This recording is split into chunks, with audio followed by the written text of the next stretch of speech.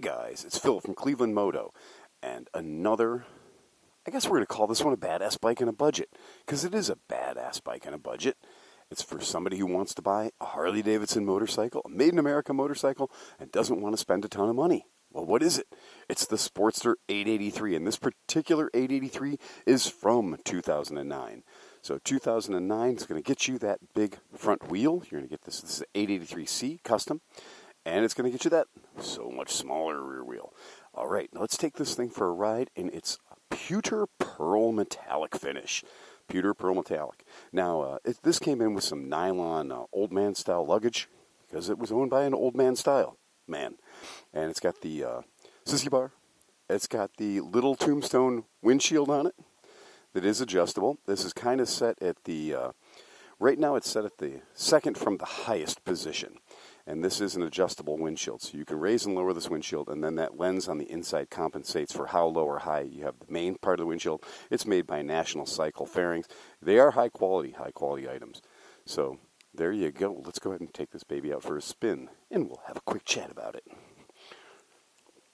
This does have a built-in security system. The key fob itself has the battery in it, and that's the thing that's a little different than some of the other bikes, is it has a battery transponder built in.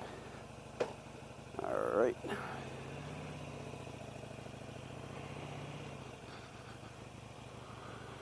Now, 883, it's a very lightweight bike for a Harley Davidson. Well, wait a second. Why did we have to say at the end, we couldn't just say it was a very lightweight bike. We had to say it's a very lightweight bike for a Harley Davidson. And that's because it is a Harley Davidson. So, because it's a Harley Davidson, we have to use words like, it's a very lightweight bike for a Harley Davidson. Yeah, and that's where we do kind of get into that whole, yeah, it's a very, very lightweight bike for a Harley Davidson. It's an 883, it's a V-twin, of course. You all know that. This one, I like the fact that this one is stock. So the exhaust on this bike is stock. That's kind of cool. No complaints about that. It is a funny thing with Harley Davidsons in general. The rarest Harley in the world is a bone stock Harley, because everybody that buys a Harley Davidson does something to it.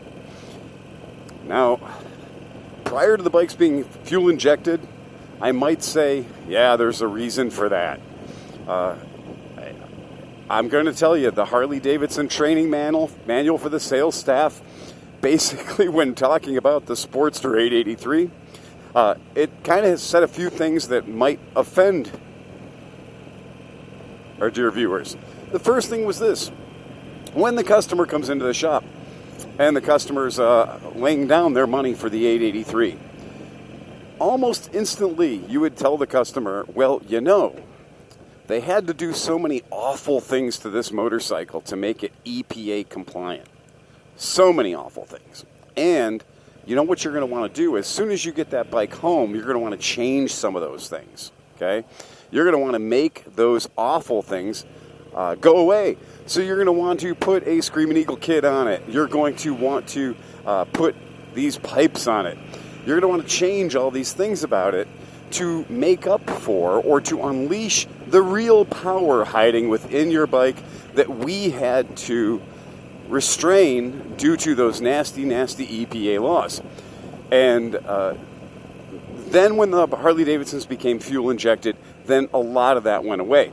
So these fuel injected Harley Davidsons, these ones, this 09 for example, they are actually nice. They drive great with the factory exhausts on them. You don't have to remove the factory exhausts. You don't have to make alterations to the ECU to make the bike into a decent running bike. It's just there. That's why fuel injection is so much better, because you can do micromanagement, because you can burn your air fuel cleanly, just the way God and Harley Davidson intended. So that's the thing about, if you're going to purchase an older motorcycle, if you're going to make that decision, and if you don't want to be out there tinkering with carburetors, exhaust systems, and ECUs, making lots of modifications, if you don't want to do that, and you want to have a good riding experience, well then just buy the fuel-injected bike. We are in the toppest of top gears right now, so And this bike is lugging at 35 miles per hour, right? So you can feel that it's lugging. But if I push through the lug, it still goes ahead and picks it. It just grabs it and says, okay, let's just keep going. And we know this idiot is in fifth gear, 35 miles per hour, but we're going to make up for that. So that's an 883cc engine, and that's where they say there's no replacement for displacement, there's torque and all that. But this is Harley-Davidson's, native Harley-Davidson, not talking about India or anywhere else. We're talking about an American Harley-Davidson. The 883 is their smallest motor. So that being said, it is still a really decent bike. There's absolutely nothing wrong with riding around on this machine. Now, again, back to that dealership experience. There was a trick with the 883. As soon as the customer would buy the 883, you'd start talking to him about the 1200. You'd start talking to him about converting that motorcycle up to a 1200cc. And in fact, you had that 1200cc conversion package priced and ready to go, so that it was very, very simple. So as soon as that person who committed to wanting the 883 because it was their first motorcycle, or they wanted a lightweight motorcycle, or what have you, as soon as that person committed to that, then you could get them into the mindset of, yeah, you know what, it's time to upgrade. It's time to go up to a bigger motorcycle. Without changing the bike, you're changing the motor, you're getting more power. Now, some people see that as a design feature. Some people see that as a marketing opportunity. In any case, it is the kind of thing that plays into the Harley-Davidson lifestyle, is going to bigger CCs, going to bigger jugs. Now, about Sportsters in particular. Now, Sportsters have always been the idea. It's the lightest, it's the most nimble Harley-Davidson. So that's why, as Sportsters themselves started changing their identity. You know, this is a much longer tank, a much bigger tank than the traditional Sportster peanut tank. And these 883Cs, these standing for custom, got this 21-inch pizza cutter front wheel. And, you know, big innovation for 2009, look it up, was they made the back wheel lighter. You know, how many companies go to the point of saying, like, oh, yeah, we had a design flaw. Our back wheel was, you know, the similar wheel to what we had on things like the Fat Boy, and it was just a real heavy back wheel. And so we changed that, and we made the back wheel lighter. So that's sort of, is it really a Sportster? Because this bike doesn't handle in a sporty fashion. It's got a very large 21-inch front wheel on it. It does handle in a rather ponderous fashion, okay? You really got to work this bike to make it dance, and then it doesn't want to dance a lot with you. So that's kind of an anachronism. 883C custom, right? So for commuting, it's not terrible until somebody throws a bump in the road. Literally throws a bump in the road. Because in order to give this bike the seat height that they wanted it to have, and this isn't even the venerable Hugger. This isn't the super low. This is a standard ride height 883C. And that being said, even the smallest road irregularity, I mean, we're talking about a expansion joint, we're talking about a 2-inch bump, will be transmitted directly to your spine. And it's not even like you get this, that the front wheel having what looks visibly like at least 4 to 6 inches of travel, that one doesn't take the bump very well either. So I could understand you saying you want the seat height to be low, the rear shock absorbers only have a couple of 3 inches of travel. I can understand that. But the front has all the travel in the world. The front should be nice, but the front's not nice. When you hit a decent-sized bump or a pothole on this thing, it is like dropping a bag of bricks on your foot. It really is not a pleasant experience. So that's something that, you know, you got to take into consideration. If you have never ridden a Sportster C, I strongly recommend it before you buy one to take one out and ride it around for a while. Because, again, one of the nice things about Harley-Davidson is there are 35 different versions of the Sportster. So you don't have to have the 21-inch front wheel. You don't have to have a 16-inch rear wheel. You can have the bike so many different ways. And you can find the Sportster that does the kind of things that you want it to do. I've never been a fan of the super skinny 21-inch front tire. I feel like if I'm turning and I want to apply some brakes, I do use the trail braking, cornering confidence. John Delvecchio, thank you very much. I always throw him out a plug. But I do use my front wheel as, a device for braking when I'm getting into a turn. And on this bike, that doesn't feel so great. It's a skinny tire, and it does not have a lot of brake authority in that front end. So, not the best geometry if you're that person that likes sort of that aggressive riding. Now, I'm not saying that Sportsters you can't ride a Sportster aggressively, because there are a hell of a lot of Sportsters that are actually great handling motorcycles. The C isn't one of them. The C's just not. It takes an extremely talented rider to get the most out of these motorcycles. But for a guy who just wants to commute back and forth to work on it and maybe go on some trips, yeah, it's kind of a rough ride. And it is a rough ride. And that's something that you should really consider when you're getting a Sportster 883C. Now, why are we jumping on the freeway with it? Well, we're jumping on the freeway with it because I want folks to understand. First gear. Yeah, okay, 35. You can see the front wheel hunt as we go over those little tiny cracks in the pavement. 40, okay? So 40 miles an hour in first gear. Okay, you got spark interruption, second at 55.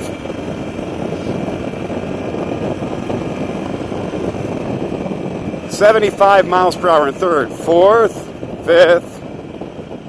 Okay, so the ECU is going to clip your spark when the ECU thinks that you're done using that gear. There is no tach. You don't have a tachometer here. You don't know the shift point other than the seat of your pants and your own personal seasoning. So it does have a good ECU in so much as it has a good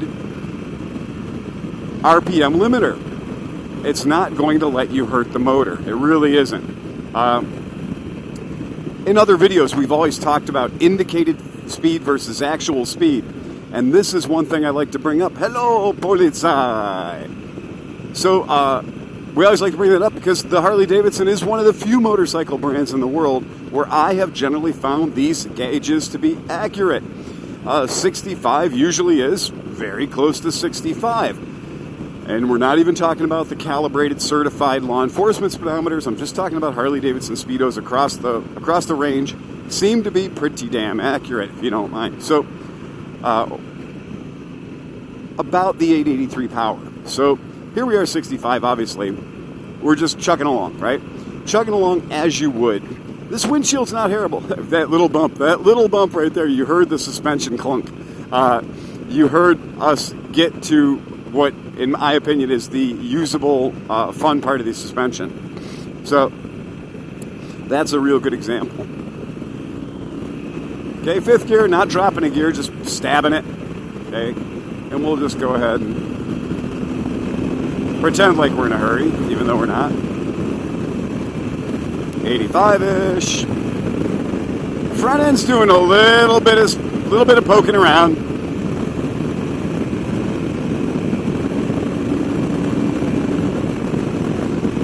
$90-ish. Not real easy to see the dashboard, the gauges at this point. And 92-ish. And 93-ish. And the front end is now jumping around a little bit, dancing, as I like to say. Really doesn't feel real comfortable over that. I personally don't want to take it any faster than that. So those road irregularities, little potholes and stuff like that, really, bike's not real happy with that, okay? So, that's your 883 riding experience, all right? Now, top gear. So that's a top gear thing. So let's go ahead, let's slow way down. slow way down. Okay, now we're going to do the exact same thing that we did the first time, but we're going to do it while dropping a gear. So, 5-speed motor, 883 cc's. We'll get it down to 60 miles per hour. Just like that, nice and easy. All right, cool. Are you going to stab it? Let's drop a gear and stab it. 70 comes up pretty quick. Hello, there's 80. We're in 4th gear, 85. And we get to 90. Let's take that 5th gear to ourselves. And again, 95. And 100. And it is giving it a bit of an oscillation that I don't feel comfortable with. And my left mirror decided it was no longer part of the team. So, will the bike go over 100? Yeah, of course the bike will go over 100. Do you want to go over 100? No, you really don't want to go over 100 on this bike. The windshield's doing its job. It's keeping me upright. I'm not having to battle the wind. That's fine. Of course people are going to comment that they've had their Sportster up to 197 miles per hour, what have you. Yep, that's not the point. The point is 100-mile run on the Sportster, and it's just not a very fun place to be. Can it do it? Absolutely. There's no doubt. And is the 883 that much worse than the 1200? Well, the 883 will go 100. Do you need to go more than 100? Well, do you need more acceleration than that? Look, dropping a gear at 60 miles an hour and getting right up to 90 before we shifted to 5th, that's nothing wrong with that. That's decent motorcycle performance. I don't think anybody buys these because they're support bikes. I don't think anybody buys them because they're fast. I think what it is for a Harley Davidson, it is a lightweight, easy to ride, fun bike. Sure, it is a bike that has a certain look. Now, there are parts of the Harley Davidson culture that despise this bike, and they call this bike the girl's bike or the chick's bike. I've always thought that was odd. Again, in our world, we don't acknowledge any difference why a woman shouldn't be riding a 1200 or a man be riding a 250. A motorcycle's a motorcycle. It doesn't care what tackle you've got between your legs. So it is kind of a funny thing that there is that sort of culture that says, if you're riding a Sportster, oh, look, our low fuel light just came on.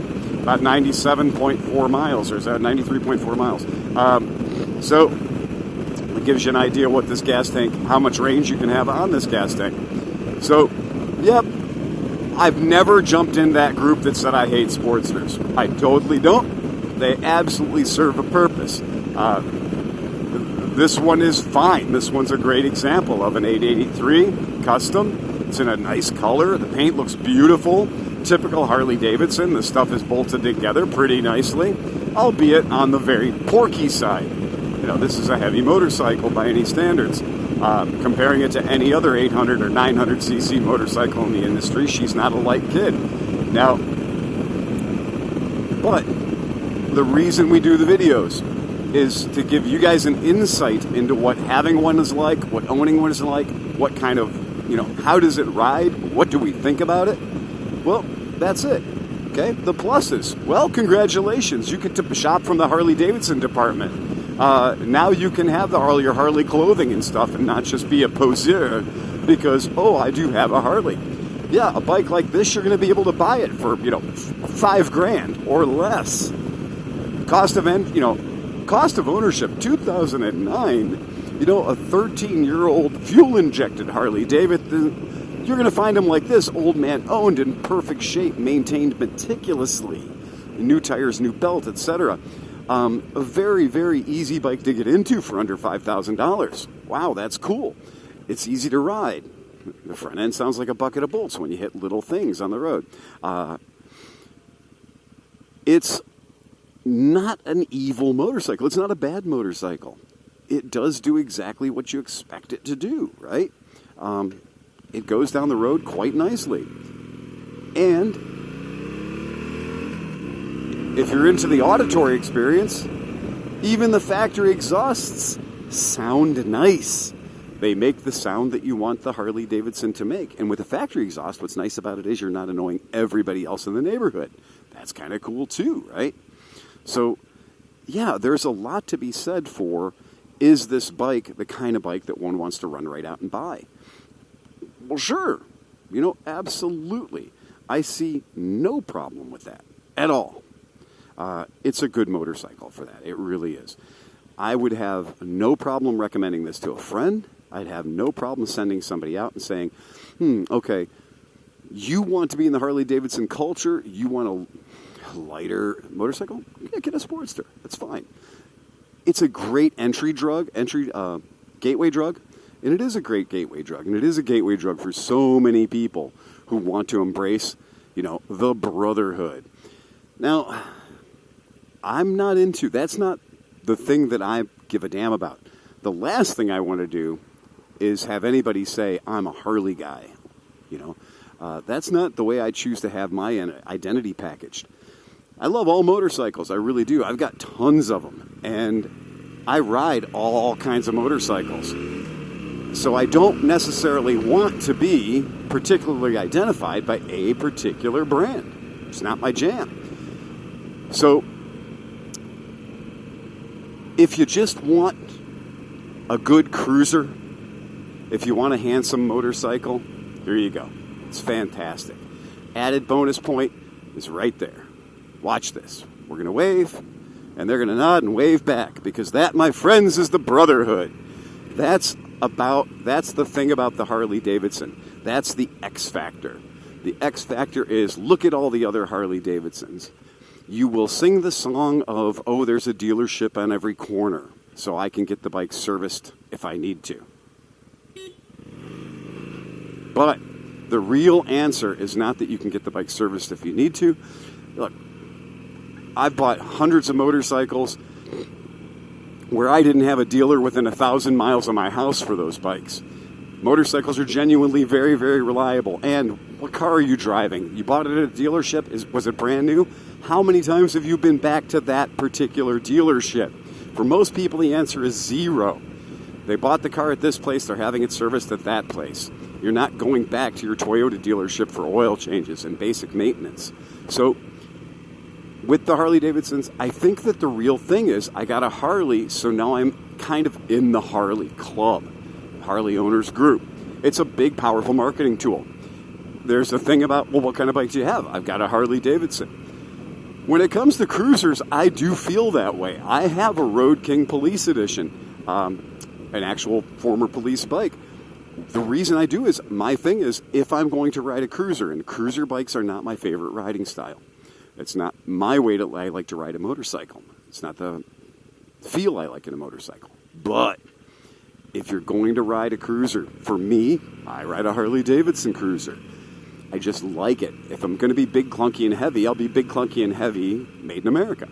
So there's that conundrum. That's the thing. So that's been our chat. That's been our ride on the Harley Davidson 2009 Sportster 883 Custom. Hope you've had a great time. Now, if you need any more information, we're infinitely accessible via ClevelandMoto. Yep, that's ClevelandMoto.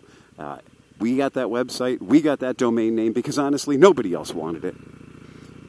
And we've had it for ages. So if you have any questions about this or any of the other bikes, check out our channel. We'd be happy to answer any questions you have. Just reach out to me, Phil at ClevelandMoto.com. And close out the rest of my commute.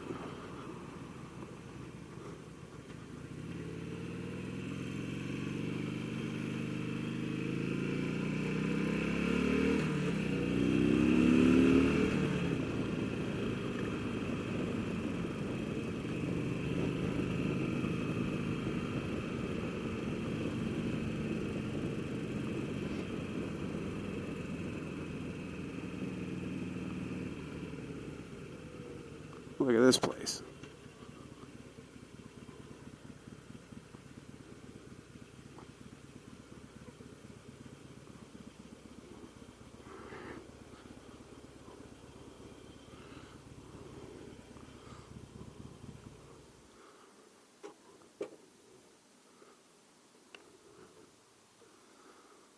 have a whole separate video just on Harley Davidson side stands.